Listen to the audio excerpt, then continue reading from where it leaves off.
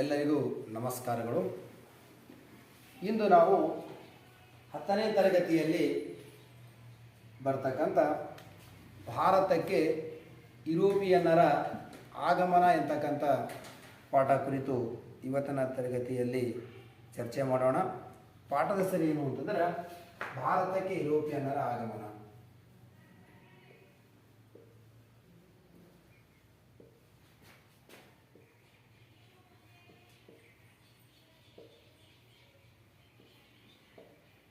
ಯುರೋಪಿಯನ್ನರ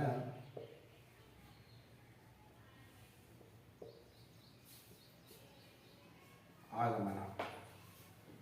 ಈ ಒಂದು ಪಾಠ ಇತಿಹಾಸ ಎಂತಕ್ಕಂಥ ಭಾಗದಲ್ಲಿ ಬರ್ತಕ್ಕಂಥ ಪಾಠ ಅತ್ಯಂತ ಪ್ರಾಮುಖ್ಯತೆ ಪಡೆದಿರತಕ್ಕಂಥ ಒಂದು ಅಧ್ಯಾಯವಾಗಿದ್ದು, ಪಾಠದ ಸರಿ ಏನು ಅಂದರೆ ಭಾರತಕ್ಕೆ ಯುರೋಪಿಯನ್ನರ ಆಗಮನ. ಇದು ಭಾರತ ಎಂತಕ್ಕಂಥದ್ದು ನಮ್ಮ ದೇಶ, ಯುರೋಪ್ ಎಂತಕ್ಕಂಥದ್ದು ಒಂದು ಖಂಡ. ಆ ಒಂದು ಖಂಡದಿಂದ ಹಲವಾರು ರಾಷ್ಟ್ರಗಳು ನಮ್ಮ ದೇಶಕ್ಕೆ ವ್ಯಾಪಾರ ಮಾಡುವ ಉದ್ದೇಶವನ್ನಿಟ್ಟುಕೊಂಡು ಬಂದವು. ಆ ಬಂದಿರತಕ್ಕಂಥ ಒಂದು ಸನ್ನಿವೇಶಕ್ಕೆ ನಾವು ಆಗಮನ ಅಂತ ಕರಿತೇವೆ. ಹಾಗಾದರೆ ಯುರೋಪ್ ಖಂಡದಲ್ಲಿ ಬರ್ತಕ್ಕಂಥ ಕೆಲವೊಂದು ರಾಷ್ಟ್ರಗಳು, ಉದಾಹರಣೆಗಾಗಿ ಪೋರ್ಚುಗೀಸರು ಭಾರತ ದೇಶಕ್ಕೆ ವ್ಯಾಪಾರ ಮಾಡಲು ಬಂದ ಮೊದಲ ರಾಷ್ಟ್ರವಾಗಿತ್ತು. ಎರಡನೇ ರಾಷ್ಟ್ರ ಯಾವುದು ಅಂತಂದ್ರೆ ಡಚ್ಚರು. ಮೂರನೇ ರಾಷ್ಟ್ರ ಯಾವುದು ಅಂತಂದ್ರೆ ಇಂಗ್ಲಿಷರು ಅಥವಾ ಬ್ರಿಟನ್ ರಾಷ್ಟ್ರ. ನಾಲ್ಕನೇವರು ಯಾರು ಅಂತಂದ್ರೆ ಫ್ರೆಂಚರು ಅಥವಾ ಈಗಿನ ಫ್ರಾನ್ಸ್ ದೇಶ. ಕ್ರಮವಾಗಿ ಏನು ಅಂತಂದ್ರೆ ಫಸ್ಟ್ ಬಂದವರು ಯಾರು? ಪೋರ್ಚುಗೀಸರು. ಸೆಕೆಂಡ್ ಬಂದವರು ಡಚ್ಚರು. ಥರ್ಡ್ ಬಂದವರು ಯಾರು ಅಂದ್ರೆ ಇಂಗ್ಲೀಷರು. ಲಾಸ್ಟ್ ಬಂದವರು ಯಾರು ಅಂದ್ರೆ ಫ್ರೆಂಚರು. ಆನಂತರ ಕೊನೆಯದಾಗಿ ನಮ್ಮ ದೇಶದ ಹೋಗೋರು ಕೂಡ ಲಾಸ್ಟಿಗೆ ಯಾರು ಅಂತಂದ್ರೆ ಪೋರ್ಚುಗೀಸರೇ. ಫಸ್ಟ್ ಬಂದವರು ಪೋರ್ಚುಗೀಸರೇ, ಲಾಸ್ಟ್ ಹೋಗೋರು ಕೂಡ ಪೋರ್ಚುಗೀಸರೇ. ಈ ನಾಲ್ಕು ರಾಷ್ಟ್ರಗಳು ನಮ್ಮ ದೇಶಕ್ಕೆ ಯಾಕೆ ಬಂದು ಅಂತಂದ್ರೆ ವ್ಯಾಪಾರ ಮಾಡೋ ಸಲುವಾಗಿ ಪ್ರಾರಂಭದಲ್ಲಿ ಬಂದು ವ್ಯಾಪಾರ ಮಾಡ್ಕೋತಾ ಮುಂದೇನು ಮಾಡೋದು, ನಮ್ಮ ದೇಶದ ರಾಜಕೀಯ ಒಂದು ವಿಷಯದಲ್ಲಿ ಏನಪ್ಪ ಅಂತಂದ್ರೆ ಹಸ್ತಕ್ಷೇಪ ಮಾಡಿ ಹಲವಾರು ಪ್ರದೇಶಗಳನ್ನು ವಶಪಡಿಸಿಕೊಂಡು ನಮ್ಮ ಮೇಲೆ ಆಳ್ವಿಕೆ ಮಾಡಿರ್ತಕ್ಕಂಥ ಸನ್ನಿವೇಶಗಳನ್ನು ಕೂಡ ನಾವು ನೋಡ್ತೇವೆ. ಹಾಗಾದರೆ ಇದಕ್ಕಿಂತ ಪೂರ್ವದಲ್ಲಿ ಇವರು ನಮ್ಮ ದೇಶಕ್ಕೆ ಯಾಕೆ ವ್ಯಾಪಾರ ಮಾಡಲಿಕ್ಕೆ ಬಂದರು? ವಿಶೇಷವಾಗಿ ಭಾರತ ದೇಶವು ಏಷ್ಯಾ ಖಂಡದಲ್ಲಿ ಬರ್ತಕ್ಕಂಥ ಒಂದು ಸಂಪತ್ಭರಿತ ರಾಷ್ಟ್ರವಾಗಿದೆ. ನಮ್ಮ ದೇಶ ಆಗಿರ್ಬೋದು, ಚೀನಾ ದೇಶ ಆಗಿರ್ಬೋದು, ಸಂಪತ್ಭರಿತ ರಾಷ್ಟ್ರಗಳು. ನಮ್ಮಲ್ಲಿ ಅಪಾರ ಪ್ರಮಾಣದಲ್ಲಿ ಸಾಂಬಾರ್ ಪದಾರ್ಥಗಳಿಗೆ ಸಂಬಂಧಪಟ್ಟ ವಸ್ತುಗಳು ಸಿಗ್ತವೆ. ಹಾಗಾಗಿ ಈ ಪ್ರಾಚೀನ, ಮಧ್ಯ, ಆಧುನಿಕ ಯುಗ ಅಂತಕ್ಕಂಥ ಮೂರು ಕಾಲಗಳು ತೆಗೆದುಕೊಂಡಾಗ ಪ್ರಾಚೀನ ಕಾಲದಿಂದಲೂ ಕೂಡ ಭಾರತ ಮತ್ತು ಯುರೋಪ್ ಎರಡೂ ಖಂಡಗಳ ಮಧ್ಯೆ ವ್ಯಾಪಾರ ಮತ್ತು ವಾಣಿಜ್ಯ ಸಂಬಂಧಗಳು ಇದ್ದವು. ಈಗಲೂ ಕೂಡ ನಾವು ಹಲವಾರು ರಾಷ್ಟ್ರಗಳ ಜೊತೆ, ಹಲವಾರು ಖಂಡದ ರಾಷ್ಟ್ರದ ಜೊತೆ ನಾವು ವ್ಯಾಪಾರ ಸಂಬಂಧ ಇಟ್ಕೊಂಡೆವು. ಹೀಗೆ ಹುಟ್ಕೊಂಡವಂತಲ್ರಿ, ಪ್ರಾಚೀನ ಕಾಲದಾಗೂ ಕೂಡ ಇದ್ದು ರೀ. ಭಾರತ ಮತ್ತು ಯುರೋಪ್ ಎರಡೂ ಏನಪ್ಪ ಅಂತಂದ್ರೆ ಈ ಖಂಡಗಳ ಮಧ್ಯೆ ವ್ಯಾಪಾರ ಸಂಬಂಧ ಇತ್ತು, ವಾಣಿಜ್ಯನೂ ಇತ್ತು, ವ್ಯಾಪಾರನೂ ಕೂಡ ಇತ್ತು. ಯಾಕಂತಂದ್ರೆ ಭಾರತದಲ್ಲಿ ಸಿಗ್ತಕ್ಕಂಥ ಕೆಲವೊಂದು ಸಾಂಬಾರ್ ಪದಾರ್ಥಗಳು ಯುರೋಪ್ ಖಂಡದ ಜನರಿಗೆ ಅವಶ್ಯಕವಾಗಿ ಬೇಕಾಗಿದ್ದು. ಸಾಂಬಾರ್ ಪದಾರ್ಥಗಳಂದ್ರೆ ಯಾವು ನಿಮಗೆಲ್ಲ ಗೊತ್ತೇ ಅದ. ಮೆಣಸಾಗಿರ್ಬೋದು, ಏಲಕ್ಕಿ ಆಗಿರ್ಬೋದು, ಲವಂಗ ಆಗಿರ್ಬೋದು, ದಾಲ್ಚಿನ್ನಿ ಆಗಿರ್ಬೋದು, ಶುಂಠಿ ಆಗಿರ್ಬೋದು, ಜೀರಿಗೆ ಆಗಿರ್ಬೋದು, ಇವೆಲ್ಲ ಸಾಂಬಾರ್ ಪದಾರ್ಥಗಳು ಅಂತ ಕರೀತಾರೆ. ಇವು ಸಾಂಬಾರ್ ಪದಾರ್ಥಗಳು ನಮ್ಮ ಭಾರತ ಮತ್ತು ಚೀನಾ ಈ ಭಾಗದಲ್ಲಿ ಭಯಂಕರ ಸಿಗ್ತೀವ್ರಿ. ಅದಕ್ಕೆ ಯುರೋಪ್ ಖಂಡದ ಜನರಿಗೆ ಇವು ಬೇಕಾಗಿದ್ದು. ಹೀಗಾಗಿ ಅವರು ಪ್ರಾಚೀನ ಕಾಲದಿಂದಲೂ ಕೂಡ ಏನು ಮಾಡ್ತಿದ್ರು ಅಂತಂದ್ರೆ ಭಾರತ ಜೊತೆ ವ್ಯಾಪಾರ ಸಂಬಂಧವನ್ನು ಇಟ್ಕೊಂಡಿದ್ರು. ಅಂತಹ ಸಂದರ್ಭದಾಗ ಏನಾಯಿತು ಅಂದ್ರೆ ಈ ಪ್ರಾಚೀನ ಕಾಲದಲ್ಲಿರ್ತಕ್ಕಂಥ ವ್ಯಾಪಾರ ಸಂಬಂಧ ಮಧ್ಯಕಾಲದಲ್ಲಿ ಕೂಡ ಹಂಗೆ ಮುಂದುವರಿತ್ರಿ. ಮಧ್ಯಕಾಲದಲ್ಲಿ ಕೂಡ ಕಂಟಿನ್ಯೂ ಇತ್ತು. ಯಾಕಂತಂದ್ರೆ ಭಾರತನೂ ಕೂಡ ಯುರೋಪ್ ಖಂಡದಿಂದ ಕೆಲವೊಂದು ವಸ್ತುಗಳನ್ನು ತರಿಸ್ಕೊಳ್ತಿತ್ತು, ಆಮದು ಮಾಡ್ಕೊಳ್ತಿತ್ತು. ಕುದುರೆಗಳಾಗಿರ್ಬೋದು, ಪಾದರಸ ಆಗಿರ್ಬೋದು, ಕೆಲವೊಂದು ಏನಪ್ಪ ಅಂತಂದ್ರೆ ವಸ್ತುಗಳನ್ನು ತರಿಸ್ಕೊಳ್ತಿತ್ತು. ಆದರೆ ಭಾರತ ತರಿಸ್ಕೊಳ್ತಕ್ಕಂಥ ವಸ್ತುಗಳು ಭಾರತಕ್ಕೆ ಅತ್ಯಂತ ಅವಶ್ಯಕವಾಗಿರಲಿಲ್ಲ. ಇದ್ರೂ ಭಾರತ ದೇಶ ವಸ್ತುಗಳು ತರಿಸ್ಕೊಂಡ್ರೂ ಕೂಡ ಭಾರತ ದೇಶ ಬದುಕ್ತಿತ್ತು, ತರಿಸ್ಕೊಂಡಿಲ್ಲ ಅಂದ್ರೂ ಕೂಡ ಭಾರತ ದೇಶ ಬದುಕ್ತಿತ್ತು. ಆದರೆ ಯುರೋಪ್ ಖಂಡದ ಜನರಿಗೆ ಈ ಮೆಣಸು, ಏಲಕ್ಕಿ, ಜೀರಿಗೆ, ಲವಂಗ, ಶುಂಠಿ, ದಾಲ್ಚಿನ್ನಿ ಇವು ಇದ್ದಿಲ್ಲ ಅಂದ್ರೆ ಬದುಕಲಿಕ್ಕೆ ಸಾಧ್ಯನೇ ಇದ್ದಿಲ್ಲ. ಯಾಕೆ? ಈ ಎಲ್ಲ ಸಾಂಬಾರು ಪದಾರ್ಥಗಳಿದ್ದರೆ ರುಚಿಕರವಾಗಿರ್ತಕ್ಕಂಥ ಅಡುಗೆ ಮಾಡಲು ಸಾಧ್ಯ. ಹಾಗಾಗಿ ನಮ್ಮ ಜೊತೆ ಪ್ರಾಚೀನ ಕಾಲದಲ್ಲೂ ಕೂಡ ಅವರು ವ್ಯಾಪಾರ ಸಂಬಂಧ, ವಾಣಿಜ್ಯ ಸಂಬಂಧ ಹೊಂದಿದ್ರು. ಈ ಮಧ್ಯಕಾಲದಲ್ಲಿ ಕೂಡ ಹೊಂದಿದ್ರು. ಈಗಲೂ ಕೂಡ ನಮ್ಮ ಜೊತೆ ಅವರು ವ್ಯಾಪಾರ ಸಂಬಂಧ ಹೊಂದ್ಯಾರ. ಯಾರು? ಯುರೋಪ್ ಖಂಡದ ಹಲವಾರು ರಾಷ್ಟ್ರಗಳು. ಅಂತ ಸಂದರ್ಭದಲ್ಲಿ ಏನಾಯಿತು ಅಂತಂದ್ರ, ಭಾರತ ದೇಶ ಯಾವ ಖಂಡದಾಗ ಬರ್ತದ್ರಿ? ಭಾರತ ದೇಶ ಬರ್ತಕ್ಕಂಥದ್ದು ಏಷ್ಯಾ ಖಂಡದಲ್ಲಿ. ಯಾವ ಖಂಡದಲ್ಲಿ? ಹಾಗಾದ್ರೆ ಈ ಏಷ್ಯಾ ಖಂಡದಲ್ಲಿ ಅಥವಾ ಏಷ್ಯಾ ಖಂಡದಿಂದ ಹೋಗ್ತಕ್ಕಂಥ ಸರಕುಗಳ ಮೇಲೆ ಅರಬ್ ವರ್ತಕರು, ಏಷ್ಯಾ ಖಂಡದಲ್ಲಿ ಸಿಗ್ತಕ್ಕಂಥ ಸರಕುಗಳನ್ನು ಅರಬ್ ವರ್ತಕರು ಅಂದ್ರೆ ಅರಬ್ ವ್ಯಾಪಾರಿಗಳು ಏನು ಮಾಡ್ತಿದ್ರು ಅಂತಂದ್ರ, ಪೂರ್ವ ರೋಮನ್ ಪ್ರದೇಶ, ಆ ಪೂರ್ವ ರೋಮನ್ ಪ್ರದೇಶಕ್ಕೆ ಬೈಜಾಂಟಿಯಂ ಅಂತಲೂ ಕೂಡ ಕರೀತಾರೆ.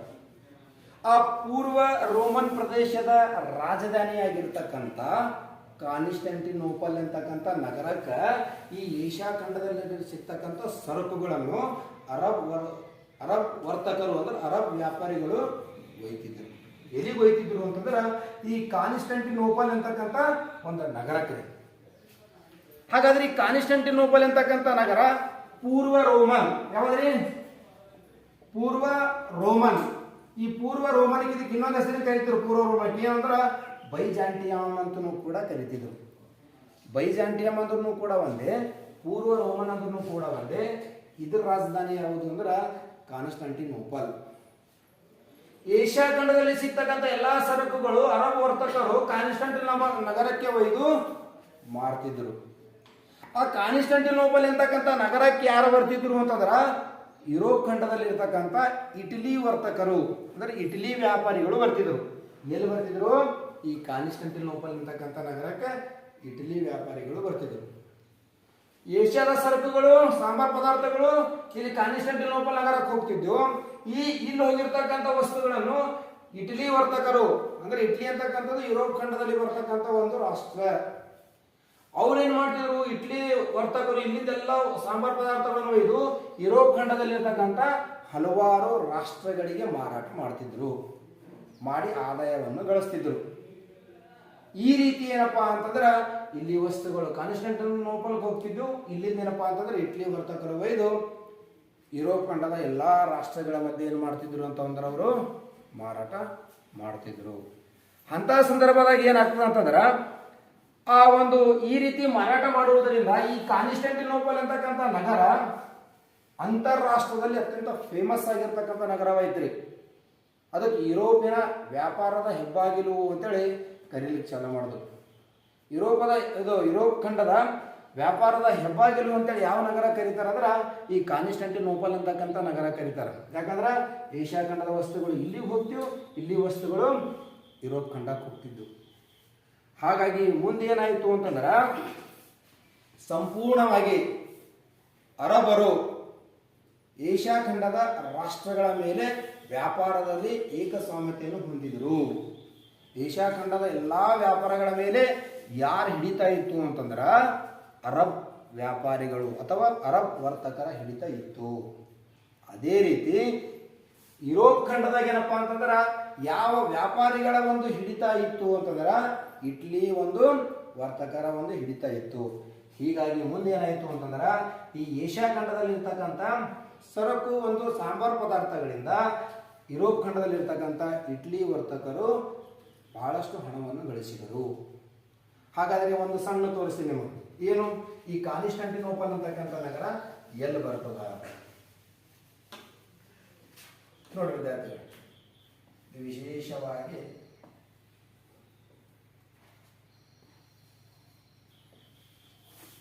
ಇದು ಪುಟ್ಟ ಭಾರತದ ಪ್ರಪಂಚದ ನಕಾಶೆ.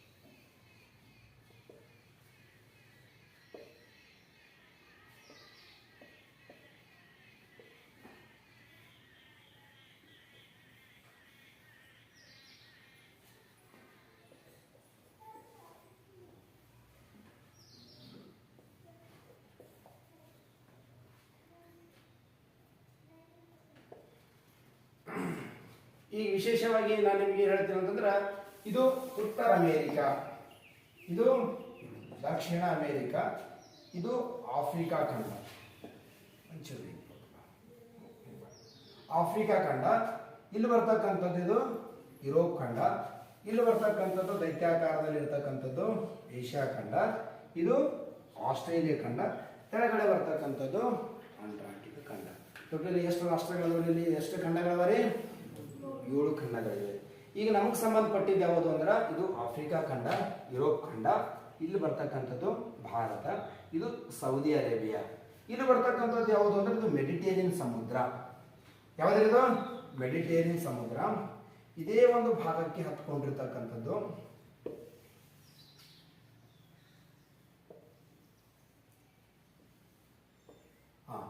ಇಲ್ಲಿ ಬರ್ತಕ್ಕಂಥದ್ದು ಯಾವುದು ಅಂತಂದ್ರೆ ಇಲ್ಲಿ ನೋಡಿ, ಇಲ್ಲಿ ಯಾವುದು ಅಂತಂದ್ರೆ ಇಲ್ಲಿ ಪೋರ್ಚುಗಲ್ ಅಂತಕ್ಕಂಥ ರಾಷ್ಟ್ರ ಬರ್ತದೆ. ಇದು ಪೋರ್ಚುಗಲ್ ರೀ. ಇಲ್ಲಿ ಬರ್ತಕ್ಕಂಥದ್ದು ಸ್ಪೇನ್ ಅಂತಕ್ಕಂಥ ರಾಷ್ಟ್ರ.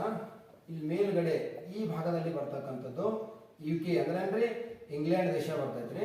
ನಂತರ ಈ ಭಾಗದಲ್ಲಿ ಬರ್ತಕ್ಕಂಥದ್ದು ಯಾವುದು ಅಂತಂದ್ರೆ ಡಚ್ಚರು ಅಂದ್ರೆ ನೆದರ್ಲ್ಯಾಂಡ್.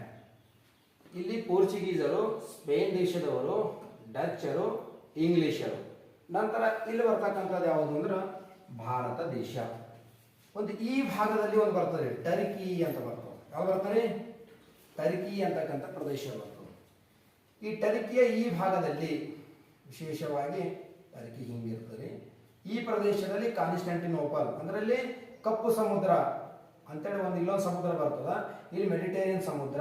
ಈ ಎರಡು ಪ್ರದೇಶಗಳ ಮಧ್ಯೆ ಏನಪ್ಪಾ ಅಂದ್ರೆ ಇಲ್ಲೊಂದು ಸ್ಥಳ ಬರ್ತದೆ. ಯಾವುದು ಅಂದ್ರೆ ಕಾನ್ಸ್ಟಾಂಟಿನೋಪಲ್ ಅಂತಕ್ಕಂಥ ಸ್ಥಳ. ಏಷ್ಯಾ ಖಂಡ ಈ ಕಡೆ ಇಲ್ಲಿ ಹಲವಾರು ರಾಷ್ಟ್ರಗಳು ಬರ್ತಾವೆ, ಬೇರೆ ಬೇರೆ ರಾಷ್ಟ್ರಗಳೆಲ್ಲ ಬರ್ತಾವ. ಇಲ್ಲಿ ಬರ್ತಕ್ಕಂಥದ್ದು ಆಫ್ರಿಕಾ, ಇಲ್ಲಿ ಬರ್ತಕ್ಕಂಥದ್ದು ಯುರೋಪ್ ಖಂಡ, ಇಲ್ಲಿ ಬರ್ತಕ್ಕಂಥದ್ದು ಮೆಡಿಟೇರಿಯನ್, ಇಲ್ಲಿ ಬರ್ತಕ್ಕಂಥದ್ದು ಕಪ್ಪು ಸಮುದ್ರ. ಎರಡರ ಮಧ್ಯೆ ಇಲ್ಲಿ ಟರ್ಕಿ ಬರ್ತದೆ. ಯಾವ್ದ್ರಿ? ಟರ್ಕಿ. ಟರ್ಕಿಯ ಈ ಭಾಗದಲ್ಲಿ ಕಾನ್ಸ್ಟಾಂಟಿನೋಪಲ್ ಅಂತಕ್ಕಂಥ ನಗರ ಬರ್ತದೆ. ಭಾರತ ದೇಶ ಇಲ್ಲಿ ಬರ್ತದೆ. ಹಾಗಾಗಿ ನಮ್ಮ ದೇಶಕ್ಕೆ ಏನಪ್ಪಾ ಅಂತಂದ್ರೆ ಫಸ್ಟ್ ಬಂದವರು ಯಾರು? ಪೋರ್ಚುಗೀಸರು. ಪುಟ್ಟ ರಾಷ್ಟ್ರ, ನಮ್ಮ ಕರ್ನಾಟಕಕ್ಕಿಂತ ಅತಿ ಸಣ್ಣದಾಗಿರ್ತಕ್ಕಂಥ ರಾಷ್ಟ್ರ. ಉದಾಹರಣೆಗಾಗಿ ಹೇಳಬೇಕಾಗಿತ್ತು ಅಂತಂದ್ರೆ ಒಂದು ಪಂಜಾಬ್ ಅಥವಾ ಹರಿಯಾಣ. ಇದು ಪೋರ್ಚುಗಲ್, ಇದು ಸ್ಪೇನ್, ಇದು ಇಂಗ್ಲೆಂಡ್, ಇದು ನೆದರ್ಲ್ಯಾಂಡ್ ಅಥವಾ ಡಚ್ಚರು. ಇವು 4 ರಾಷ್ಟ್ರಗಳು. ಇದು ಬಾಜುನಲ್ಲಿ ಒಂದು ಬರ್ತದೆ. ಯಾವುದು? ಫ್ರಾನ್ಸ್. ಫ್ರಾನ್ಸ್ ದೇಶನೂ ಕೂಡ ಇಲ್ಲೇ ಬರ್ತದೆ, ಜರ್ಮನಿ ಕೂಡ ಇಲ್ಲೇ ಬರ್ತಾವೆ, ಪುಟ್ಟ ರಾಷ್ಟ್ರಗಳು. ಹಾಗಾಗಿ ನಾವು ಬೇಕಾಗಿದ್ದು ಯಾವುದು ಅಂತಂದ್ರೆ ಕಾನ್ಸ್ಟಾಂಟಿನೋಪಲ್ ಅಂತಕ್ಕಂಥ ನಗರ ಇಲ್ಲಿ ಬರ್ತದೆ. ಇದಕ್ಕೆ ಏನಂತ ಕರೀತಾರೆ ಅಂತಂದ್ರೆ ಅಂತಾರಾಷ್ಟ್ರೀಯ ವ್ಯಾಪಾರದ ಹೆಬ್ಬಾಗಿಲು ಅಥವಾ ಯುರೋಪ್ ಖಂಡದ ವ್ಯಾಪಾರದ ಹೆಬ್ಬಾಗಿಲು ಅಂತ ಕರೀತಾರೆ. ಯಾಕಂತಂದ್ರೆ ಏಷ್ಯಾ ಖಂಡದ ಎಲ್ಲಾ ಸಂಬಾರ ಪದಾರ್ಥಗಳು ಇಲ್ಲಿಗೆ ಬರ್ತೀವಿ. ಅರಬ್ ವರ್ತಕರು ಅಂದ್ರೆ ಟರ್ಕಿ ರೀ. ಅರಬರು ಅಂದ್ರೆ ಯಾರು? ಮುಸಲ್ಮಾನ್ರಿ. ಅವ್ರು ಏನ್ ಮಾಡ್ತಿದ್ರು ಅಂದ್ರೆ ತಂದು ಇಲ್ಲಿ ಬಿಡ್ತಿದ್ರು, ಇಲ್ಲಿ ಮಾರ್ತಿದ್ರು. ಇಲ್ಲಿನ ವಸ್ತುಗಳು ಇಟಲಿಯಲ್ಲಿ ಬರ್ತದೆ. ಈ ಭಾಗದಲ್ಲಿ ಇಟಲಿ ಬರ್ತದೆ. ಇಟಲಿ ಇಲ್ಲಿ ಇಟಲಿಯಲ್ಲಿರ್ತಕ್ಕಂಥ ವರ್ತಕರು ಇಲ್ಲಿ ಎಲ್ಲ ವಸ್ತುಗಳನ್ನು ಖರೀದಿ ಮಾಡಿ ಈ ಕಾನ್ಸ್ಟಾಂಟಿನೋಪಲ್ ಸ್ಥಳದಿಂದ ಎಲ್ಲಾ ಸಂಬಾರ ಪದಾರ್ಥಗಳನ್ನು ಖರೀದಿ ಮಾಡಿ ಯುರೋಪ್ ಖಂಡದ ಎಲ್ಲಾ ಕಡೆ ಮಾರಾಟ ಮಾಡಿ ಲಾಭವನ್ನು ಗಳಿಸ್ತಿದ್ರು. ಹಾಗಾದ್ರೆ ಇಂಥ ಒಂದು ಸಂದರ್ಭದಲ್ಲಿ ಆಕಾಶ ಒಂದು ಚೂರುಪಾರು ಹೆಚ್ಚ ಕಡಿಮೆ ಆಗಿರ್ಬೋದು. ಆದ್ರೆ ಈ ಪ್ರದೇಶ ಕಾನ್ಸ್ಟಾಂಟಿನೋಪಲ್ ಅಂತಕ್ಕಂಥದ್ದು ಪ್ರಸ್ತುತ ಟರ್ಕಿ ದೇಶದಲ್ಲಿ ಬರ್ತದೆ. ಈ ಒಂದು ಸ್ಥಳ ಈಗೇನು ಕರೀತಾರ ಅಂದ್ರೆ ಇಸ್ತಾಂಬುಲ್ ಅಂತ ಕರೀತಾರೆ. ಏನಂತ ಕರೀತಾರ? ಅದು ಟರ್ಕಿ ದೇಶದ 2ನೇ ರಾಜಧಾನಿ. ಟರ್ಕಿ ದೇಶದ 2ನೇ ರಾಜಧಾನಿ ಯಾವುದು ಅಂದ್ರೆ ಇಸ್ತಾಂಬುಲ್. ಹಣಕಾಸಿನ ರಾಜಧಾನಿ ಅಂತ ಕರೀತಾರೆ ಟರ್ಕಿ ಇಸ್ತಾಂಬುಲ್. ಈ ಕಾನ್ಸ್ಟಾಂಟಿನೋಪಲ್ ಅಂತ ಇತ್ತು ಮೊದಲ, ಈಗ ಅದಕ್ಕೆ ಏನ್ ಮಾಡ್ಯಾರ? ಇಸ್ತಾಂಬುಲ್ ಅಂತೇಳಿ ಹೆಸರಿಟ್ಟಾರ. ಅದು ಇಲ್ಲಿ ಟರ್ಕಿ ಅಂತಕ್ಕಂಥ ರಾಷ್ಟ್ರ. ಟರ್ಕಿ ಯಾವ ಖಂಡದ ಬರುತ್ತೆ ಅಂದ್ರೆ ಯುರೋಪ್ ಖಂಡದ ಬರ್ತದೆ. ಯಾವ ಖಂಡದ ಬರ್ತಾರೆ? ಯುರೋಪ್ ಖಂಡದ. ಮುಂದೇನಾಯ್ತು ಅಂತಂದ್ರ ಇಂಥ ಒಂದು ಟರ್ಕಿ ಪ್ರದೇಶದ ನಡುವೆ ಏಷ್ಯಾ ಖಂಡ, ಯುರೋಪ್ ಖಂಡ ಎರಡರ ಮಧ್ಯೆ ಏನಪ್ಪಾ ಅಂತಂದ್ರ ವ್ಯಾಪಾರದ ಒಂದು ಹೆಬ್ಬಾಗಿಲು ಯಾವುದಾಗಿತ್ತು? ಕಾನ್ಸ್ಟಾಂಟಿನೋಪಲ್ ಅಂತಕ್ಕಂಥ ನಗರ ಆಗಿತ್ತು. ಈ ನಗರವನ್ನು ಈ ಟರ್ಕಿ ಅಟೋಮನ್ ಟರ್ಕರು, ಈ ಪ್ರದೇಶದಲ್ಲಿ ಇರ್ತಕ್ಕಂಥ ಅಟೋಮನ್ ಟರ್ಕರ್ ಏನ್ ಮಾಡ್ತಾರೆ ಗೊತ್ತೇನ್ರಿ? 1453ರಲ್ಲಿ, ಎಷ್ಟರಲ್ಲಿ? 1453ರಲ್ಲಿ ಇಲ್ಲಿರ್ತಕ್ಕಂಥ ಅಟೋಮನ್ ಟರ್ಕರು 1453ರಲ್ಲಿ ಈ ಕಾನ್ಸ್ಟಾಂಟಿನೋಪಲ್ ಅಂತಕ್ಕಂಥ ಪ್ರದೇಶವನ್ನು ಅಟೋಮನ್ ಟರ್ಕರು 1453ರಲ್ಲಿ ಕಾನ್ಸ್ಟಾಂಟಿನೋಪಲ್ ಅಂತಕ್ಕಂಥ ಪ್ರದೇಶವನ್ನು ವಶಪಡಿಸಿಕೊಂಡರು. ವಶಪಡಿಸಿಕೊಂಡು ಏನ್ ಮಾಡ್ತಾರೆ ಗೊತ್ತೇನ್ರಿ, ಸಂಪೂರ್ಣವಾಗಿ ಇದರ ಮೇಲೆ ಇಲ್ಲಿ ನಡೀತಕ್ಕಂಥ ಎಲ್ಲಾ ವ್ಯಾಪಾರ ಮಾರ್ಗಗಳ ಮೇಲೆ ಈ ಆಟೋಮನ್ ಟರ್ಕರು ತಮ್ಮ ಹಿಡಿತವನ್ನು ಸಾಧಿಸಿಬಿಡ್ತಾರೆ. ಈ ಕಾನ್ಸ್ಟಾಂಟಿನೋಪಲ್ ಅಂತಕ್ಕಂಥ ನಗರದ ಮೇಲೆ ಸಂಪೂರ್ಣವಾಗಿ ಏನಪ್ಪಾ ಅಂದ್ರೆ ತಮ್ಮ ಒಂದು ನಿಯಂತ್ರಣವನ್ನು ಇಟ್ಟುಬಿಡ್ತಾರೆ ಅವರು. ಯಾರು? ಆಟೋಮನ್ ಟರ್ಕರು. ಯಾಕ 1453ಕ್ಕೆ ಏನ್ ಮಾಡಿದ್ರು, ಈ ಕಾನ್ಸ್ಟಾಂಟಿನೋಪಲ್ ಪ್ರದೇಶವನ್ನು ಏನ್ ಮಾಡಿದ್ರು ಅವರು? ವಶಪಡಿಸಿಕೊಂಡ್ರಿ. ಅದು ಅತ್ಯಂತ ಅಂತಾರಾಷ್ಟ್ರದ ಎಲ್ಲಾ ದೇಶ ಕಡೆಯಿಂದ ಏನಪ್ಪಾ ಅಂದ್ರ ವ್ಯಾಪಾರಿಗಳು ಬರ್ತಿದ್ರು. ಭಯಂಕರ ದೊಡ್ಡ ಪ್ರಮಾಣದಲ್ಲಿ ವ್ಯಾಪಾರ ನಡೀತಿತ್ತು ಅವಾಗ.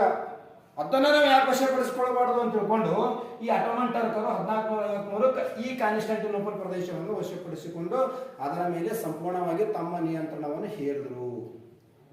ನಿಯಂತ್ರಣವನ್ನು ಅಷ್ಟೇ ಹೇರಿಲ್ರಿ ಅವರು, ಅಲ್ಲಿ ವ್ಯಾಪಾರ ಮಾಡಲು ಬರ್ತಕ್ಕಂಥ ಎಲ್ಲಾ ಮಾರ್ಗಗಳಿಂದ ಬರ್ತಕ್ಕಂಥ ವ್ಯಾಪಾರಿಗಳ ಮೇಲೆ ತೀವ್ರ ಪ್ರಮಾಣದಲ್ಲಿ ಹೆಚ್ಚಿನ ಪ್ರಮಾಣದಲ್ಲಿ ತೆರಿಗೆಯನ್ನು ವಿಧಿಸಿದರು. ಟ್ಯಾಕ್ಸ್ ಹಾಕಿದ್ರಿ, ಅದು ಹೆಚ್ಚಿನ ಪ್ರಮಾಣದಲ್ಲಿ. ಒಂದು ಈ ಪ್ರದೇಶ ತಮ್ಮ ಕಂಟ್ರೋಲ್ದಾಗ ಇಟ್ಕೊಂಡ್ರು.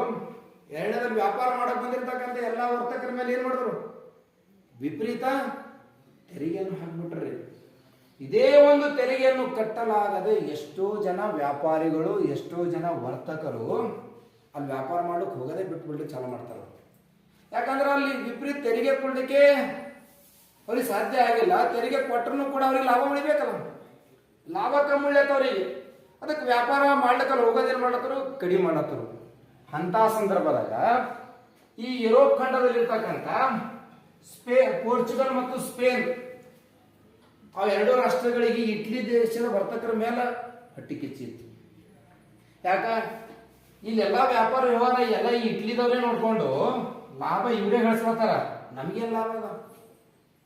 ಅದಕ್ಕೆ ಹೆಂಗರ ಮಾಡಿ ಈ ಕಾನ್ಸ್ಟಾಂಟಿನೋಪಲ್ ನಗರವನ್ನು ಬಿಟ್ಟು ಈ ಏಷ್ಯಾ ಖಂಡ ಅಥವಾ ಭಾರತ ದೇಶ ಕೋಲಕ ಇನ್ನೊಂದು ಮಾರ್ಗ ನಾವು ಕಂಡುಹಿಡಿಬೇಕು ಅಂತ ತಿಳ್ಕೊಂಡು ಇವರು ಪ್ಲಾನ್ ಹಾಕ್ತಾ ಇರ್ತಾರೆ. ಈಗಾಗಲೇ ಇಲ್ಲಿ ಕಾನ್ಸ್ಟಾಂಟಿನೋಪಲ್ಗೆ ಎಷ್ಟೋ ಜನ ಬರ್ತಕ್ಕಂಥ ವ್ಯಾಪಾರಿಗಳ ಮೇಲೆ ಹೆಚ್ಚಿಗೆ ತೆರಿಗೆ ಹಾಕಿ ಇಲ್ಲಿ ಏನಾಗ್ತದ್ರಿ ಸಮಸ್ಯೆ ಉಂಟಾಗಿತ್ತು. ಒಂದು. ಎರಡನೇದು, ಇಟ್ಲಿ ವರ್ತಕರು ಬಳಸ್ತಕ್ಕಂಥ ಲಾಭ ನೋಡಿ ಯಾರಿಗೆ ಹೊಟ್ಟಿಗೆ ಕಿಚ್ಚಿ ಬಿದ್ದಿತ್ತು? ಪೋರ್ಚುಗೀಸರಿಗೆ ಮತ್ತು ಸ್ಪೇನ್ ದೇಶದವರಿಗೆ. ಇವರಿಬ್ರು ಏನ್ ಮಾಡ್ತಾರೆ ಗೊತ್ತೇನ್ರಿ, ಭಾರತ ದೇಶಕ್ಕೆ ಹೆಂಗರ ಮಾಡಿ ಹೊಸ ಮಾರ್ಗವನ್ನು ಕಂಡುಹಿಡಿಬೇಕು ಅಂತ ತಿಳ್ಕೊಂಡು ಹೊಸ ನಾವಿಕರನ್ನು ತಯಾರು ಮಾಡ್ಲಿಕ್ಕೆ ಚಾಲು ಮಾಡ್ತಾರೆ. ಸಮುದ್ರ ಮೂಲಕ ಯಾರು ಹೋಗ್ತಾರ ಅಂತ ನಾವಿಕರನ್ನು ಕಂಡು ಹಿಡಿದು ಚಾಲು ಮಾಡ್ತಾರೆ. ಪ್ರೋತ್ಸಾಹನೂ ಕೂಡ ಕೊಡ್ತಾರೆ.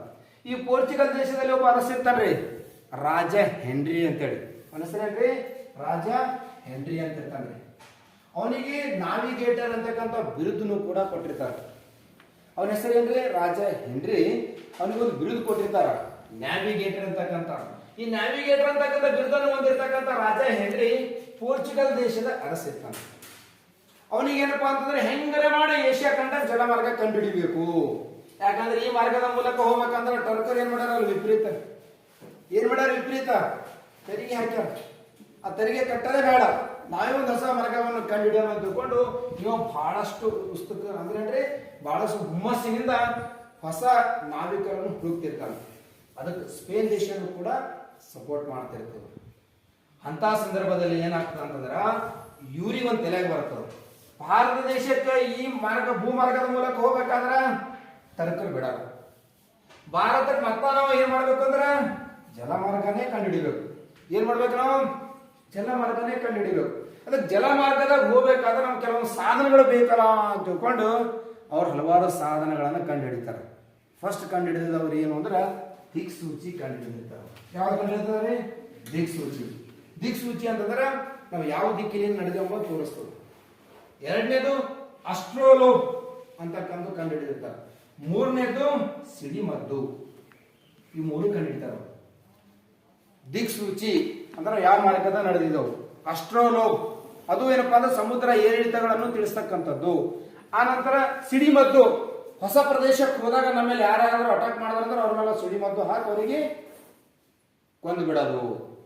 ಹಂಗಾಗಿ ಈ ಮೂರು ಏನಪ್ಪಾ ಅಂತಂದ್ರೆ ಕಂಡುಹಿಡಿದ್ರು.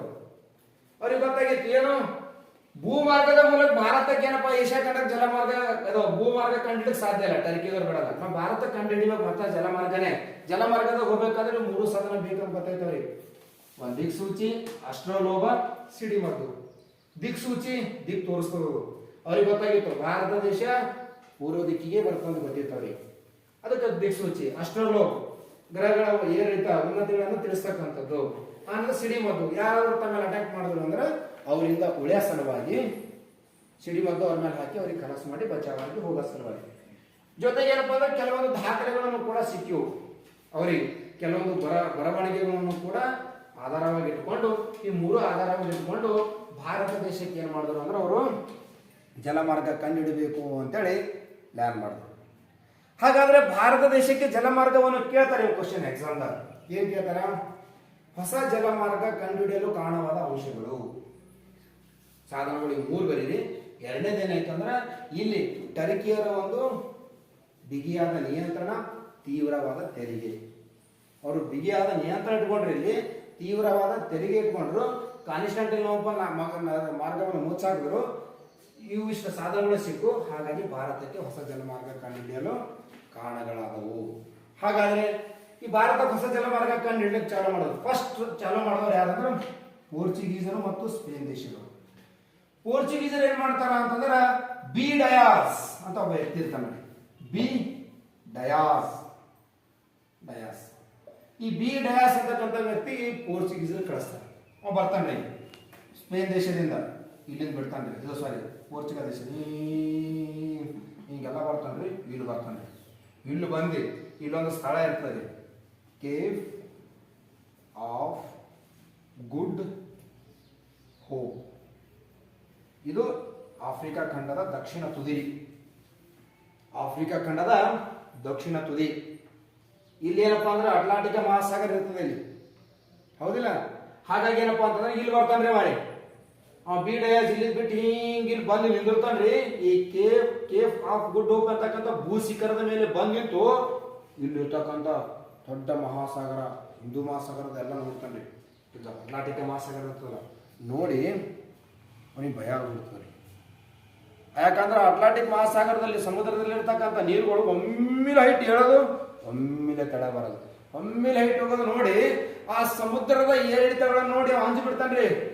ಒಂದು ವೇಳೆ ಇಂಥರದಾಗ ನಾನು ಹಡಗು ತೊಗೊಂಡು ಹೋಗೋಣ ಒಳಗ ಅಂತಂದ್ರ ನಾನು ನೀರಾಗ ಏನಾಗ್ಬಿಡ್ತೀನಿ, ನಾನು ಹಡಗೆ ಮುಚ್ಕೊಂಡು ಹೋಗಪ್ಪ ಅಂತ ತಿಳ್ಕೊಂಡು ಮುಳುಗ್ ಹೋಗ್ಬಿಡ್ತದ, ನಾ ಹೋಗೋದು ಬೇಡಪ್ಪ ಅಂತ ತಿಳ್ಕೊಂಡು ಈ ಬಿ ಡಯಾಸ್, ಬಾರ್ತೋಲೋಮಿಯಾ ಡಯಾಸ್ ಅಂತ ಕೂಡ ಕರೀತಾರೆ.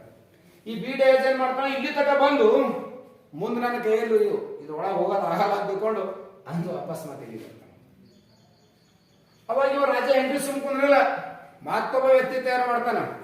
ಅವನೇ ಯಾರು ಅಂದ್ರ ವಾಸ್ಕೋಡ್ ಗಾಮಾ. ಯಾರೇ ಈ ವಾಸ್ಕೋಡ್ ಗಾಮಾ ಅಂತಕ್ಕಂಥ ವ್ಯಕ್ತಿ? ವಾಸ್ಕೋಡ್ ಗಾಮಾ ಈ ವ್ಯಕ್ತಿ ತಯಾರಾಗ್ತಾನೆ. ಇವ ಏನ್ ಮಾಡ್ತಾನ ಅಂತಂದ್ರ ಈ ಪ್ರದೇಶದಿಂದ ಸೇಮ್ ಬರ್ತಾನ್ರಿ, ಇವನು ಹಿಂಗೆ ಬರ್ತಾನ್ರಿ. ಬಂದು ಇವನು ಇಲ್ಲಿ ನಿಂತು ನೋಡ್ತಾನೆ. ಇವನು ನೋಡ್ತಾನ್ರಿ ಅವ ಅಟ್ಲಾಂಟಿಕ್ ಮಹಾಸಾಗರದಲ್ಲಿ ಇರ್ತಕ್ಕಂಥ ಸಮುದ್ರ ಏರಿರ್ತೇವೆ ನೋಡಿ ಏನಾಗಲ್ಲ ಅಂತ ತಿಳ್ಕೊಂಡು ಮತ್ತೆ ಇವ್ ಮುಂದೆ ಧುಮುಕ್ತಾನ್ರಿ. ಧುಮುಕ್ ಹಿಂಗ್ ಹಿಂಗ್ ಹಿಂಗ್ ಹಿಂಗ್ ಹಿಂಗ್ ಇಲ್ಲಿ ಬಂದು ಮುಟ್ತಾನೆ. ಇದು ಭಾರತ ದೇಶದ ಸಮೀಪ ಇಲ್ಲೊಂದು ಕಲ್ಲಿಕೋಟೆ ಅಂತೇಳಿ ಸ್ಥಳ ಇರ್ತದೆ. ಯಾವ್ದ್ರಿ? ಕಲ್ಲಿಕೋಟೆ. ಈ ಕಲ್ಲಿಕೋಟೆ ಮೇಲೆ ಇನ್ನೊಂದು ಇದಕ್ಕೆ ಸಮೀಪ ಒಂದು ಇನ್ನೊಂದು ಸ್ಥಳ ಇರ್ತದೆ, ಕಾಪಾಡ್ ಅಂತೇಳಿ. ಯಾವ್ದ್ರಿ? ಕಾಪಾಡ್. ನೀವು ಇನ್ನೊಂದು ಹೇಳಕ್ ನೆನಪಾಯ್ತು.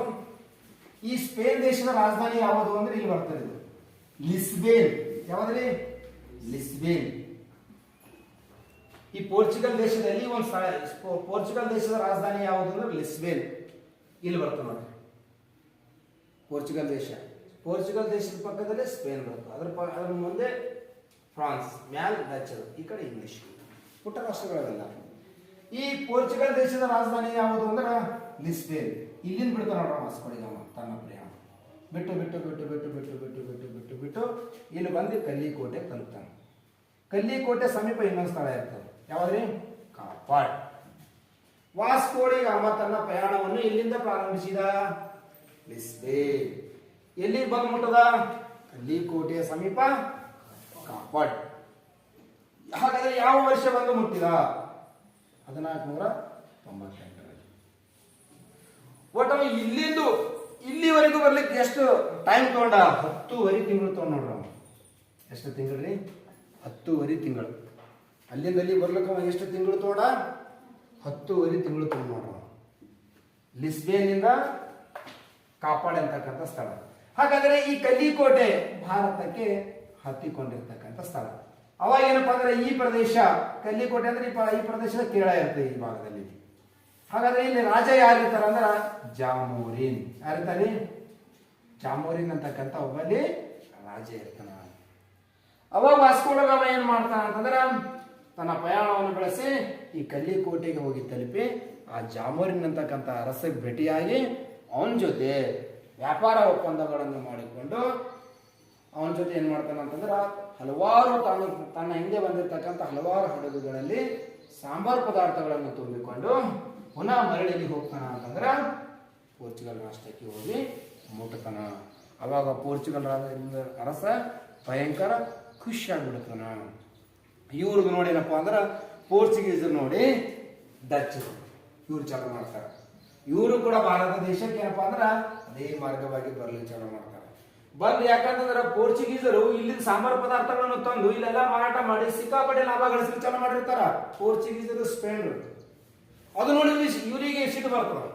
ಮತ್ ಇವರು ಬರ್ತಾರೆ ನಮ್ಮ ದೇಶಕ್ಕೆ ವ್ಯಾಪಾರ ಮಾಡ, ಅವರು ಲಾಭ ಗಳಿಸ್ತಾರೆ. ಇವ್ರು ನೋಡಿ ನಾವೇನು ಕಮ್ಮಿದ್ದೆ ಅಂತ ತಿಳ್ಕೊಂಡು ಮತ್ ಮೂರನೇದಾಗಿ ಇಂಗ್ಲಿಷ್ ಬರ್ತಾರೆ. ಮತ್ ಹಿಂಗೆ ಮತ್ ಅವರು ಕೂಡ ಲಾಭ ಗಳಿಸ್ತಾರೆ. ಮತ್ ಇವ್ರು ನೋಡಿ ನಾವೇನು ಕಮ್ಮಿದ್ದೆ ಅಂತ ತಿಳ್ಕೊಂಡು ಫ್ರಾನ್ಸ್ ದೇಶದವರು ಅವರು ಕೂಡ ಹಿಂಗೆ ಬರ್ತಾರೆ. ಒಬ್ರು ಒಬ್ರು ಒಬ್ರು ಒಬ್ರು ಆಗಿ ನಮ್ಮ ದೇಶಕ್ಕೆ 4 ಯುರೋಪ್ ಖಂಡದ ರಾಷ್ಟ್ರಗಳು ವ್ಯಾಪಾರಕ್ಕಾಗಿ ಬರ್ತಾವೆ. ಫಸ್ಟ್ ಬಂದವರು ಯಾರು? ಪೋರ್ಚುಗೀಸರು. ಸೆಕೆಂಡ್ ಬಂದವರು ಯಾರು? ಡಚ್ಚರು. ಥರ್ಡ್ ಬಂದವರು ಯಾರು? ಇಂಗ್ಲಿಷರು. ಫೋರ್ತ್ ಬಂದವರು ಯಾರು? ಫ್ರೆಂಚರು. ಈ ರೀತಿ ಏನಪ್ಪಾ ಅಂತಂದ್ರ ಇವರೆಲ್ಲ ಒಬ್ರು ಪ್ರಾರಂಭದಲ್ಲಿ ಎದಕ್ಕಾಗಿ ಬಂದ್ರಿ? ಅವರು ಸಾಂಬಾರ್ ಪದಾರ್ಥಗಳಿಗೆ ಸಂಬಂಧಪಟ್ಟ ಹಾಗೆ ವ್ಯಾಪಾರ ಮಾಡೋ ಸಲುವಾಗಿ ಬಂದರು. ಹಿಂಗೆ ವ್ಯಾಪಾರ ಮಾಡ್ಕೋತ ಭಾರತ ದೇಶದಲ್ಲಿ ಇರ್ತಕ್ಕಂಥ ರಾಜಕೀಯ ಅನೈಕ್ಯತೆ, ನಮ್ಮ ದೇಶದ ರಾಜರು ಒಗ್ಗಟ್ಟಿಲ್ಲದನ್ನು ಗಮನಿಸಿ ಹಲವಾರು ರಾಜ್ಯಗಳ ಮಧ್ಯೆ ಜಗಳ ಹಚ್ಚಿ ಕೆಲವೊಂದು ಪ್ರದೇಶಗಳನ್ನು ವಶಪಡಿಸಿಕೊಂಡು ಅವುಗಳನ್ನು ತಮ್ಮ ವಸಾಹತುಗಳು ಮಾಡಿಕೊಂಡು ವ್ಯಾಪಾರ ಮಾಡಲು ಪ್ರಾರಂಭಿಸಿದರು. ನೋಡ್ರಿ ಹಂಗದಲ್ಲಿ ಎಷ್ಟು ಅವರು ಯುರೋಪ್ ಖಂಡದ ಜನ ಬರೇ ಪ್ರಾರಂಭದಲ್ಲಿ ವ್ಯಾಪಾರ ಮಾಡ್ಲಿಕ್ಕೆ ಬಂದಿದ್ರು. ಅವರು ವ್ಯಾಪಾರ ಮಾಡ್ಕೋತ ಇಲ್ಲಿಂದ ಅರಸರದ ಒಂದು ಏನ್ ಮಾಡಿದ್ರು? ಅವರು ಐಕ್ಯತೆ ಇಲ್ಲದನ್ನು ಗುರುತಿಸಿ ಅರಸರ ಮಧ್ಯೆ ಜಗಳ ಹಚ್ಚಿ ಹಲವಾರು ಪ್ರದೇಶಗಳನ್ನು ವಶಪಡಿಸಿಕೊಂಡು ತಮ್ಮ ಪ್ರದೇಶಗಳನ್ನಾಗಿ ಮಾಡಿ ತಮ್ಮ ವಸತಿಗಳನ್ನಾಗಿ ಮಾಡಿಕೊಂಡು ವ್ಯಾಪಾರ ಮಾಡಲು ಪ್ರಾರಂಭಿಸಿದರು. ಇದು ಯಾರು ಮಾಡಿದ್ರು ಅಂತಂದ್ರೆ ಯುರೋಪ್ ಖಂಡದಲ್ಲಿರ್ತಕ್ಕಂಥ ಈ 4 ರಾಷ್ಟ್ರಗಳು. ಈಗ ನಾವೇನ್ ಮಾಡಾಮಿ ಅಂತಂದ್ರ ಭಾರತ ದೇಶಕ್ಕೆ ಬಂದ ಮೊಟ್ಟ ಮೊದಲ ಯುರೋಪಿಯನರು ಯಾರು ಅಂದ್ರ ಪೋರ್ಚುಗೀಸರು. ಭಾರತಕ್ಕೆ ಬಂದ ಈಗ ಫಸ್ಟ್ ಪೋರ್ಚುಗೀಸರು, ಎರಡನೇದು ಡಚ್ಚರು, ಮೂರನೇದು ಇಂಗ್ಲಿಷರು, 4ನೇದು ಫ್ರೆಂಚರು. ಯಾರೇ ಈ 4 ಮಂದಿ ಬಗ್ಗೆ ಅಭ್ಯಾಸ ಮಾಡೋಣ. ಇವತ್ತು ನಾವೇನಪ್ಪಾ ಅಂತಂದ್ರ ಪೋರ್ಚುಗೀಸರು ಒಬ್ಬರ ಬಗ್ಗೆ ತಗೋಣ. ಫಸ್ಟ್ ನಮ್ಮ ದೇಶಕ್ಕೆ ಏನಪ್ಪಾ ಅಂತಂದ್ರ ಈ ಜಲಮಾರ್ಗವಾಗಿ ನಮ್ಮ ದೇಶಕ್ಕೆ ಬಂದವರು ಯಾರು ಅಂದ್ರ ಪೋರ್ಚುಗೀಸರೇ. ಲಾಸ್ಟ್ ನಮ್ಮ ದೇಶ 1961ಕ್ಕೆ 1498ಕ್ಕೆ ನಮ್ಮ ದೇಶಕ್ಕೆ ಏನಪ್ಪಾ ಅಂದ್ರೆ ಫಸ್ಟ್ ಮೊದಲು ಬಂದವರು ಯಾರು? ಪೋರ್ಚುಗೀಸರು. 1961ಕ್ಕೆ ನಮ್ಮ ದೇಶ ಲಾಸ್ಟ್ ಬಿಟ್ಟು ಕೊನೆಯದಾಗಿ ಯಾರು ಹೋದ್ರಿ? ಪೋರ್ಚುಗೀಸರು. ಫಸ್ಟ್ ಬಂದವ್ರನ್ನವ್ರೆ, ಲಾಸ್ಟ್ ಹೋದವ್ರನ್ನವ್ರೆ. ಎಕ್ಸಾಮ್ ನಿಮ್ಗೆ ಕ್ವಶನ್ ಕೇಳ್ತಾರೆ. ಭಾರತಕ್ಕೆ ಬಂದ ಮೊದಲ ಯುರೋಪಿಯನ್ನರು ಯಾರು? ಪೋರ್ಚುಗೀಸರು. ಭಾರತ ಬಿಟ್ಟು ಹೋದ ಕೊನೆಯ ವಿದೇಶಿಯರು ಯಾರು? ಪೋರ್ಚುಗೀಸರು. ಫಸ್ಟ್ ಬಂದವ್ರನ್ನು ಕೂಡ ಅವರೇ, ಲಾಸ್ಟ್ ಹೋದವ್ರನ್ನು ಕೂಡ ಅವರೇ. ಹಾಗಾದ್ರೆ ವಾಸ್ಕೋ ಡ ಗಾಮ ಬಂದ, ಇಲ್ಲಿ ಭಾರತಕ್ಕೆ ಭೇಟಿ ಕೊಟ್ಟ, ಹಲವಾರು ಸಾಂಬಾರ್ ಪದಾರ್ಥಗಳನ್ನು ತನ್ನ ದೇಶಕ್ಕೆ ಒಯ್ದ, ಅಪಾರ ಪ್ರಮಾಣದಲ್ಲಿ ಲಾಭ ಗಳಿಸಿದ್ರು. ಇವ ಹೋದ ನಂತರ ಬಂದವರು ಯಾರು ಅಂತಂದ್ರ ಫ್ರಾನ್ಸಿಸ್ಕೋ ಡಿ ಅಲ್ಮೇಡ್ ಅಂತಕ್ಕಂಥ ಒಬ್ಬ ಸ್ಟ್ರಾಂಗ್ ಪೋರ್ಚುಗಲ್ ದೇಶದ ವ್ಯಕ್ತಿ ನಮ್ಮ ದೇಶಕ್ಕೆ ಬರ್ತಾನೆ. ಬಂದು ಸಿಕ್ಕಾಪಟ್ಟಿ ದೊಡ್ಡ ಪ್ರಮಾಣದಲ್ಲಿ ವ್ಯಾಪಾರ ಮಾಡ್ತಾನ. ಮಾಡವ ಏನಂತ ಗೊತ್ತೇನ್ರಿ? ಭಾರತ ದೇಶದ ಭೂಪ್ರದೇಶದ ಮೇಲೆ ಹಿಡಿತ ಸಾಧಿಸುವುದಕ್ಕಿಂತ ಈ ಸಮುದ್ರದ ಮೇಲೆ ನಾ ಹಿಡಿತ ಸಾಧಿಸಿರ ಸಿಕ್ಕಾಪಟ್ಟಿ ಲಾಭ ಗಳಿಸಬಹುದು ಅಂತ ತಿಳ್ಕೊಂಡು ಈ ಸಮುದ್ರದ ಮೇಲೆ ಏನಪ್ಪಾ ಅಂತಂದ್ರೆ ತನ್ನ ಹಿಡಿತವನ್ನು ಇಟ್ಕೋತಾನ್ರಿ. ಅಂದ್ರ ಅರ್ಥ ದೊಡ್ಡ ಪ್ರಮಾಣದ ನೌಕಾ ಸೇನೆಯನ್ನು ಸ್ಥಾಪನೆ ಮಾಡ್ತಾನ್ರಿ. ಅಂದ್ರೆ ಸಮುದ್ರದಾಗ ಯಾರಾದ್ರೂ ಬರ್ಬೇಕಾದ್ರೆ ಅವನ ಗಮನಕ್ಕೆ ಇರ್ಬೇಕು. ತನಗೆ ಇಷ್ಟ ಇತ್ತು ಅಂತಂದ್ರ ಅವ್ರಿಗೆ ಒಳಗೆ ಬರ್ಲಿಕ್ಕೆ ಬಿಡ್ತಿದ್ದ, ಇಲ್ಲ ಅಂದ್ರೆ ನೌಕಾ ಸೇನೆಯ ಮೂಲಕ ಅವರನ್ನು ವಾಪಸ್ ಓಡಿಸ್ತಿದ್ದ. ಅಷ್ಟು ಸ್ಟ್ರಾಂಗ್ ಇವ ಯಾರು? Francisco D ಅಲ್ಮೇಡ್. ಅದಕ್ಕೆ ಇವನ್ ಏನಂತ ಕರೀತಾರ ಅಂತಂದ್ರ, ಈ ಸಮುದ್ರದ ಮೇಲೆ ತನ್ನ ಹಿಡಿತವನ್ನು ಸಾಧಿಸಿರುವುದರಿಂದ ಆ ಒಂದು ಅಂಶಕ್ಕೆ ಏನಂತ ಕರೀತಾರ ಅಂತಂದ್ರ ನೀಲಿ ನೀರಿನ ನೀತಿ ಅಂತೇಳಿ ಕರೀತಾರ. ಸಮುದ್ರದ ನೀರೆಲ್ಲ ಹೆಂಗಿರ್ತಾವ್ರಿ? ನೀಲಿಯಾಗಿ ಕಾಣಿಸ್ತಾವ. ಆ ನೀರಿನ ಮೇಲೆ ಯಾರ ಹಿಡಿತ ಇತ್ತು? Francisco D ಅಲ್ಮೇಡ್. ಭೂಪ್ರದೇಶದ ಮೇಲೆ ತನ್ನ ಆಧಿಪತ್ಯವನ್ನು ಸ್ಥಾಪಿಸುವುದರ ಬದಲು ಎದರ ಮೇಲೆ ತನ್ನ ಆಧಿಪತ್ಯವನ್ನು ಸ್ಥಾಪಿಸಿದವರೇ? ಈ ಸಮುದ್ರದ ಮೇಲೆ. ಯಾಕ? ಯಾರಾದ್ರೂ ಭಾರತಕ್ಕೆ ಬರ್ಬೇಕಾದ್ರೆ ಎದರ ಮೂಲಕನೇ ಬರ್ಬೇಕು? ಅವ್ರು ಸಮುದ್ರ ಮೂಲಕನೇ ಬರ್ಬೇಕು. ಬರ್ಬೇಕಾದ್ರೆ ಇನ್ನು ಸೈನಿಕರು ಇದ್ದಿದ್ರು, ನೌಕಾಯಾನ ಸೈನಿಕರು, ಅವ್ರಿಗೆ ಎದುರಿಸೇ ಬರ್ಬೇಕಲ್ಲ. ಅದಕ್ಕೇನಪ್ಪ ಅಂದ್ರ ಹಲವಾರು ಅಂದ್ರೆ 1 ಶತಮಾನಗಳ ಕಾಲ, 100 ವರ್ಷಗಳ ಕಾಲ ಇದ್ರ ಮೇಲೆ ಸಂಪೂರ್ಣ ಹಿಡಿತ ಯಾರ್ದಿದ್ದು ಗೊತ್ತೇನ್ರಿ? ಪೋರ್ಚುಗೀಸ್ ಇದೆ. 1 ಶತಮಾನ ಅಂದ್ರೆ ಎಷ್ಟು ವರ್ಷ ರೀ? 100 ವರ್ಷ. ಯಾರಿಗೂ ಕೂಡ ಇಲ್ಲಿ ಬರ್ಲಿಕ್ಕೆ ಬಿಡ್ತಿದ್ದಿಲ್ಲ ಅವರು.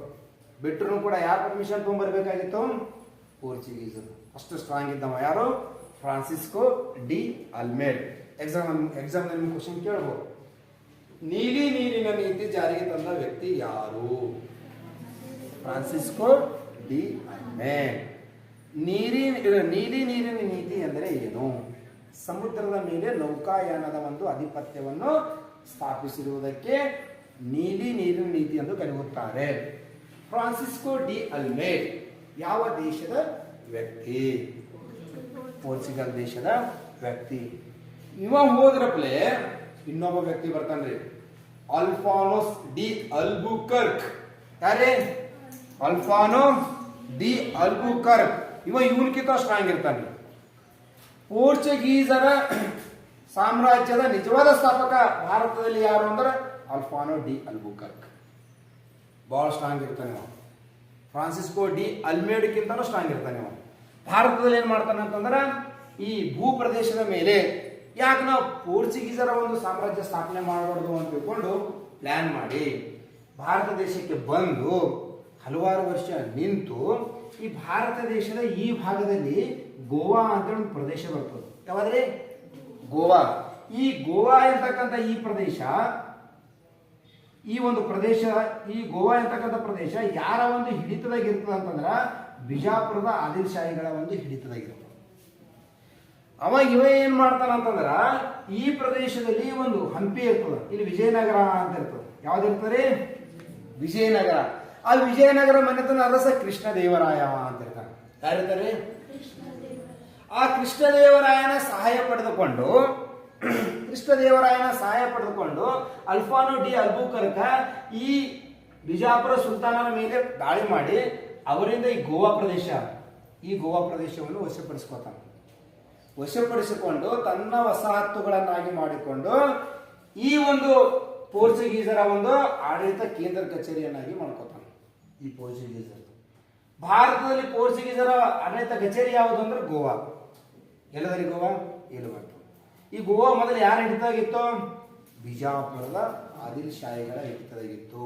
ಹಾಗಾದ್ರೆ ಈ ಬಿಜಾಪುರದ ಆದಿಲ್ಶಾಹಿಗಳಿಂದ ಗೋವಾ ಪ್ರದೇಶವನ್ನು ಎಷ್ಟರಲ್ಲಿ ವಶಪಡಿಸಿಕೊಂಡ ಅಂದ್ರೆ 1510ರಲ್ಲಿ. ಎಷ್ಟರಲ್ರಿ? 1510ರಲ್ಲಿ. ಯಾರು ವಶಪಡಿಸಿಕೊಂಡ್ರು? ಅಲ್ಫಾನೋ ಡಿ ಅಲ್ಬುಕರ್ಕ್. ಹಾಗಾದ್ರೆ ಇಲ್ಲಿ ಸಹಾಯ ಮಾಡೋ ಅರಸ ಯಾರು? ವಿಜಯನಗರ ಮನೆತನದ ಕೃಷ್ಣದೇವರಾಯ. ವಿಜಯನಗರ ಮನೆತನದ ಕೃಷ್ಣದೇವರಾಯ ಏನ್ ಮಾಡ್ತಾನ ಅಂದ್ರೆ ಅಲ್ಫಾನೋ ಡಿ ಅಲ್ಬುಕರ್ಕ್ ಸಹಾಯ ಮಾಡ್ತಾನ. ಇವನು ಸಹಾಯ ಪಡ್ಕೊಂಡು ಬಿಜಾಪುರ ಆದಿಲ್ಶಾಹಿಗಳಿಂದ ಗೋವಾ ಪ್ರದೇಶವನ್ನು 1510ರಲ್ಲಿ ವಶಪಡಿಸಿಕೊಂಡ. ಆ ಗೋವಾ ಇಲ್ಲಿ ಬರ್ತದ. ಇದು ಏನಾಯ್ತು ಅಂದ್ರೆ ಪೋರ್ಚುಗೀಸರ ಆಡಳಿತ ಪ್ರಧಾನ ಕಚೇರಿ ಆಯಿತು. ಪೋರ್ಚುಗೀಸರ ಆಡಳಿತ ಪ್ರಧಾನ ಕೇಂದ್ರ ಕಚೇರಿ ಯಾವುದು?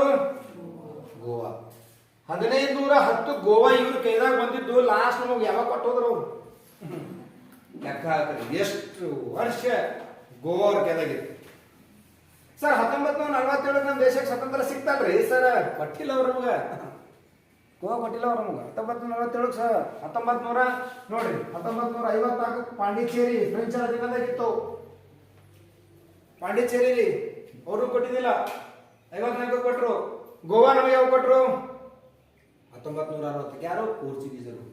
ಸ್ವಾತಂತ್ರ್ಯ ಬಂದ 47ಕ್ಕೆ ಗೋವಾ ನಮ್ಮ ದೇಶದಾಗ ಇದ್ದಿಲ್ಲ. ಅವಾಗ ಸಂಪೂರ್ಣ ಪೋರ್ಚುಗೀಸರ ಹಿಡಿತದಾಗೆ ಇತ್ತು. 61ಕ್ಕೆ ನಾವು ಹೋರಾಟ ಮಾಡಿದಾಗ ಅವಾಗ ಗೋವಾ ಕೊಟ್ಟು ಹೋದ್ರು ಅವರು. ಅದಕ್ಕೆ ಗೋವಾದಾಗ ನೋಡ್ರಿ ನೀವೆಲ್ಲ ಅಲ್ಲೆಲ್ಲ ಪಾಶ್ಚಾತ್ಯ ಸಂಸ್ಕೃತಿ ಜಾಸ್ತಿ ಇದೆ. ಅಲ್ಲೆಲ್ಲ ನಮ್ಮ ದೇಶ ಸಂಸ್ಕೃತಿ ಜಾಸ್ತಿ ಇಲ್ಲ ಅಲ್ಲಿ ಗೋವಾದಾಗ. ಎಲ್ಲ ಯಾರದಾರಿ ಯುರೋಪ್ ಖಂಡದ ಒಂದು ಸಂಸ್ಕೃತಿ ಆಚಾರ ವಿಚಾರಗಳೇ ಜಾಸ್ತಿ ಇದಾವೆ. ಈಗ ಪ್ರಸ್ತುತ ಗೋವಾ ನಮ್ಮ ದೇಶದ ಒಂದು ರಾಜ್ಯ. ಗೋವಾದ ನಮ್ಮ ದೇಶದ ಒಂದು ರಾಜ್ಯವಾಗಿದೆ. 1510ರಿಂದ 1961ರವರೆಗೂ ಈ ಗೋವಾ ಪೋರ್ಚುಗೀಸರ ಒಂದು ಪ್ರಧಾನ ಕೇಂದ್ರ ಕಚೇರಿಯಾಗಿತ್ತು. ಎಲ್ಲಿ? ಭಾರತ ದೇಶದಲ್ಲಿ. ಇದು ಆದ ನಂತರ ಮುಂದೆ ಏನಾಯ್ತು ಅಂದ್ರೆ ಹಲವಾರು ವರ್ಷಗಳವರೆಗೂ ಏನ್ ಮಾಡಿದ್ರು ಪೋರ್ಚುಗೀಸರು ನಮ್ಮ ದೇಶದಲ್ಲಿ ವ್ಯಾಪಾರ ಮಾಡಿ ಲಾಭ ಗಳಿಸ್ಲತ್ತರು. ಇದು ನೋಡ್ ಮತ್ತೆ ತಿಳಿಸಿಟ್ಟು ನೋಡ್ತು ಯಾರಿಗೆ? ಫ್ರೆಂಚರಿಗೆ, ಡಚ್ಚರಿಗೆ, ಇಂಗ್ಲಿಷರಿಗೆ. ಇವ್ರು ಏನ್ ಮಾಡಿದ್ರು? ಡಚ್ಚರು ಇಂಗ್ಲಿಷರು ನಮ್ಮ ದೇಶಕ್ಕೆ ಬಂದ್ರು. ಬಂದಾಗ ಏನಪ್ಪಾ ಅಂತಂದ್ರ ಇಲ್ಲಿ ಗೋವಾದ ಪೋರ್ಚುಗೀಸರಿಗೆ, ಡಚ್ಚರಿಗೆ, ಇಂಗ್ಲಿಷರಿಗೆ ಮೂವರಿಗೆ ಪೈಪೋಟಿ ನಡೀತು. ಏನ್ ನಡೀತ್ರಿ? ಪೈಪೋಟಿ ಸ್ಟಾರ್ಟ್ ಆಯ್ತು. ಅವಾಗ ಏನಪ್ಪಾ ಅಂದ್ರೆ ಆ ಡಚ್ಚರು ಮತ್ತು ಇಂಗ್ಲಿಷರ ಜೊತೆ ಹೆಚ್ಚಿನ ಪೈಪೋಟಿ ಮಾಡಲಾಗದೆ ಶಾಂತಿ ಇದ್ಬಿಟ್ರು. ಇವ್ರದೊಂದು ಸಾಮರ್ಥ್ಯ ಏನೇ ಸ್ವಲ್ಪ ಕುಗ್ತು. ಯಾಕೆ? ಡಚ್ಚರು ಮತ್ತು ಇಂಗ್ಲಿಷರು ಇವ್ರಿಗಿಂತ ಸ್ಟ್ರಾಂಗ್ ಇದ್ರು.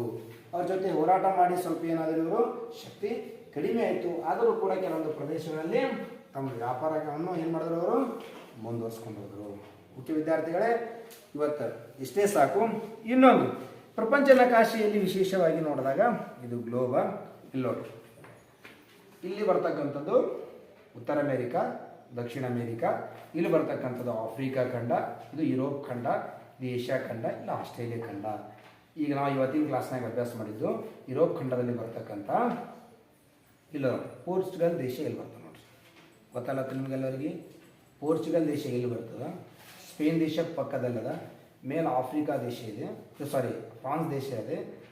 ಆನಂತರ ಮೇಲ್ಗಡೆ ಇಂಗ್ಲೆಂಡ್ ದೇಶವಿದೆ. ಇಂಗ್ಲೆಂಡ್. ಇಲ್ಲಿ ಮೇಲ್ಗಡೆ ಚಿಕ್ಕದಾಗಿರ್ತಕ್ಕಂಥದ್ದು ನೆದರ್ಲ್ಯಾಂಡ್ ಅಥವಾ ಡಚ್ಚರು ಮೇಲ್ಗಡೆ ಅದ. ಇಲ್ಲಿ ಫ್ರಾನ್ಸ್ ದೇಶದವರು, ಇಲ್ಲಿ ಸ್ಪೇನ್ ದೇಶದವರು, ಇಲ್ಲಿ ಪೋರ್ಚುಗಲ್ ರಾಷ್ಟ್ರ, ಇಂಗ್ಲೆಂಡ್ ದೇಶ. ಇಲ್ಲಿಂದ ಈ ಮಾರ್ಗವಾಗಿ ಹಿಂಗೆ ಬಂದು ಕಿಲ್ಲಿ ಬಂದರು ನೋಡ್ರಿ ಭಾರತ ದೇಶ. ಹೌದಲ್ಲ? ಇದು ಯುರೋಪ್ ಖಂಡ. ಟರ್ಕಿ ಕಿಲ್ಲಿ ಬರ್ತದೆ ನೋಡ್ರಿ. ಇಲ್ಲ ನೋಡಿ ಟರ್ಕಿಯ ಈ ಭಾಗದಲ್ಲಿ ಕಿಲ್ಲನ್ ಟಿಕ್ಕಿಟ್ಟಿನಲ್ಲ, ಇಲ್ಲಿ ಬರ್ತಾನೆ ಕಾನ್ಸ್ಟಾಂಟಿನೋಪಲ್ ಅಂತಕ್ಕಂಥದ್ದು. ಇಲ್ಲ ನೋಡಿ ಅಲ್ಲಿ ಟಿಕ್ಕಿಟ್ಟಿನಲ್ಲ ಕಾನ್ಸ್ಟಾಂಟಿನೋಪಲ್. ಇದು ಮೆಡಿಟೇರಿಯನ್ ಸಮುದ್ರ, ಇದು ಕಪ್ಪು ಸಮುದ್ರ. ಎರಡರ ಮಧ್ಯೆ ಇಲ್ಲಿ ಬರ್ತದೆ ಯಾವುದು? ಕಾನ್ಸ್ಟಾಂಟಿನೋಪಲ್. ಈಗ ಸದ್ಯ ಟರ್ಕಿ ದೇಶದ ಹಿಡಿತದಲ್ಲಿದೆ. ಈ ಕಾನ್ಸ್ಟಾಂಟಿನೋಪಲ್ ಈಗ ಇಸ್ತಾಂಬುಲ್ ಎಂದು ಕರೆಯುತ್ತಾರೆ. ಟರ್ಕಿ ದೇಶದ 2ನೇ ರಾಜಧಾನಿ, ಹಣಕಾಸಿನ ರಾಜಧಾನಿ ಅಂತ ಕರೀತಾರೆ. ಏನೇ ಇರಲಿ, ಇಲ್ಲಿಂದ ಏನಪ್ಪ ಅಂದ್ರೆ ಸ್ಪೇನ್, ಲಿಸ್ಬೇನ್. ಇದು ಪೋರ್ಚುಗಲ್ ದೇಶದ ರಾಜಧಾನಿ. ಯಾವುದು? ಲಿಸ್ಬೇನ್. ಇಲ್ಲಿಂದ ಬಿಟ್ಟವ ವಾಸ್ಕೋಡಿಗಾಮ ಹಿಂಗೆ ಇಲ್ಲಿ ಬಂದು ನೋಡ್ರಿ. ಅದರ ಪಕ್ಕದಲ್ಲಿ 2ನೇದು ಸ್ಪೇನ್. ಇದರ ದೇಶದ ರಾಜಧಾನಿ ಮ್ಯಾಂಡ್ರಿಡ್. ಇಂಗ್ಲೆಂಡ್, ಇದರ ದೇಶದ ರಾಜಧಾನಿ ಲಂಡನ್. ಫ್ರೆಂಚರು, ಅವ್ರ ದೇಶದ ರಾಜಧಾನಿ ಪ್ಯಾರಿಸ್. ಆನಂತರ ಡಚ್ಚರು, ಅವ್ರ ದೇಶದ ರಾಜಧಾನಿ ದಿ ಹೇಗ್ ಅಂತಲೂ ಕೂಡ ಕರೀತಾರೆ, ಡಚ್ ದೇಶದ ರಾಜಧಾನಿ. ಇನ್ನೊಂದು ಎಮ್ಸ್ಟರ್ಡಮ್ ಅಂತಲೂ ಕೂಡ ಕರೀತಾರೆ. 2 ರಾಜಧಾನಿಗಳು. ಇದು ಭಾರತದ, ಇದು ಪ್ರಪಂಚದ ಒಟ್ಟಾರೆ ಇರ್ತಕ್ಕಂಥ ನಕಾಶೆ. ಇವತ್ತಿನ ಕ್ಲಾಸ್ನಾಗ ಇಲ್ಲಿ ಬರ್ತಕ್ಕಂಥ ಪೋರ್ಚುಗೀಸರು ಹೆಂಗೆ ಭಾರತ ದೇಶಕ್ಕೆ ಬಂದು ವ್ಯಾಪಾರ ಮಾಡಿದ್ರು ಅಂತಕ್ಕಂಥದ್ದು ನಾವು ಇವತ್ತಿನ ಕ್ಲಾಸ್ನಾಗ ತಿಳ್ಕೊಂಡಿದ್ದೆವು. ನಾಳಿನ ಕ್ಲಾಸ್ನಾಗ ಡಚ್ಚರು, ಮಾರ್ತಾಂಡ್ ವರ್ಮ, ನಂತರ ಇಂಗ್ಲೀಷರು ಮತ್ತು ಫ್ರೆಂಚರ ಬಗ್ಗೆ ನಾಳಿನ ಕ್ಲಾಸ್ನಾಗ ಏನಪ್ಪ ಅಂದ್ರೆ ಅಭ್ಯಾಸ ಮಾಡೋಣ. ಓಕೆ, ಎಲ್ಲರಿಗೂ ಧನ್ಯವಾದಗಳು.